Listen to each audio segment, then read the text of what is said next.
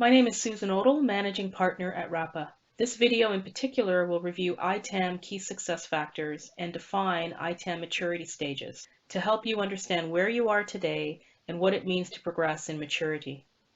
IT asset management is much more than an asset repository. It supports strategic IT decision-making by accurately managing financial, contractual, and inventory data of both hardware and software assets. Managing this integrated data across finance, IT operations, and HR silos takes much more than an asset repository. There are 5 fundamental ITAM success factors. They are not linear. The depth at which each factor plays a role in achieving ITAM results will vary depending upon your stage of ITAM maturity.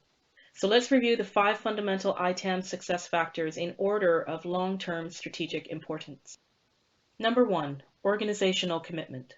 Because IT asset management is dependent on cooperation from cross-functional stakeholders and their frontline resources, it will not succeed without executive support as a strategic initiative through executive mandate and ongoing funding.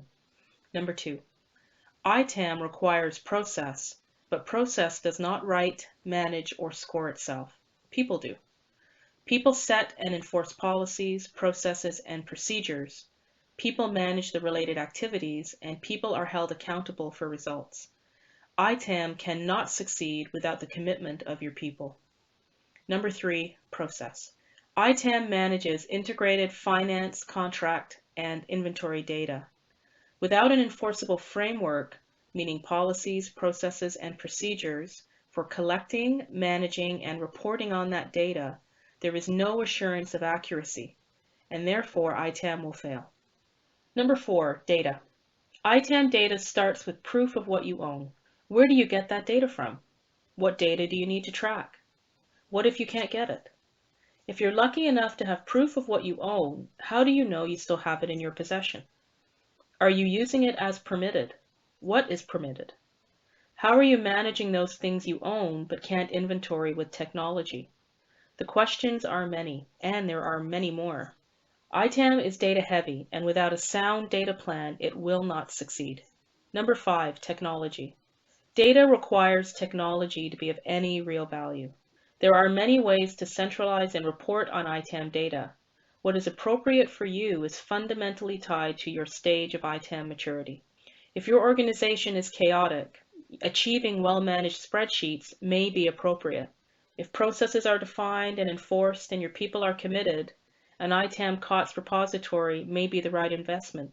Maybe you have made an investment in an ITAM COTS repository and you're seeking more automation in terms of reporting to your executive management.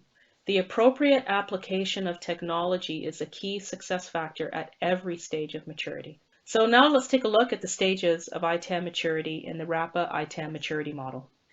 RAPA's ITAM maturity model is based on more than 20 years of implementation experience. As ITAM matures, it impacts an increasing number of people. Eventually, the impact is so great that it justifies an organizational mandate that receives ongoing strategic commitment. The impact on people is always there, has always been, and will always be there. But without process, ITAM activities are ad hoc and extremely costly to the organization. Through the maturing of process, control is gained, risks are reduced, and savings are realized. Technology plays a role at every level of ITAM maturity. Whether you are managing spreadsheets or a COTS-based ITAM application, sound process enables technology to take tasks from manual to automated. The organizational commitment to continue to invest in people, process, and technology positively impacts the rate of success and return on ITAM for your organization. In the chaotic stage of maturity, there is no control, and therefore, there is no useful data. Strategic decision-making cannot be made proactively at this stage of maturity. As the organization becomes aware that there is a problem, attempts are made to gain control, but these attempts are disparate and therefore incomplete. So again, the data is of little value. The organization will suffer negative consequences of bad data, and as a result of these consequences, the organization will look at defining tighter processes and enforcing those. Central repositories will be established, and data becomes more accurate. This has a positive impact on decision making. Clearly, there is still more work to be done. As a result of comprehensive and enforced policies, processes, and procedures, data is now accurate. Executive management increases its funding in ITAM because it sees the benefits of the investments made to date and focuses on ongoing efforts for continuous improvement. At the highest level of maturity, IT asset management is aligned with the business. There is ongoing commitment to people, process, and technology that supports the reporting of accurate data through automation and therefore supporting the strategic decision-making process. Organizations benefit from COTS-based ITAM solutions if they are entering or are beyond the defined stage of maturity. COTS ITAM tools are not required to realize results in ITAM. Results and return is achievable at every level, and you must achieve the requirements of the preceding stage before you can expect results in the next. So in summary, it's critically important on an ongoing basis over the long haul that you are assessing where your organization is in terms of the ITAM key success factors. It could be that you are fairly mature, your COTS technology has been deployed, and you're seeking to increase automation, maybe increase the complexity of your reporting, etc. It could be that you've invested in a COTS solution, but you're having challenges around data. What can you do to improve the quality of your data?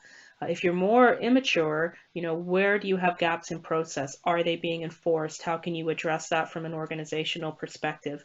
And how can you get more people committed to this strategic initiative? So ongoing commitment to continuously assess where you are is critical. And reality, always be operating from a basis of what is realistically possible given your organization's ability to invest and operationalize this particular practice. Results are possible in any case, and so we need to identify where we can make those results happen for you and your organization. My name is Susan Odell, Managing Partner at RAPA. Thanks again. Have a great day.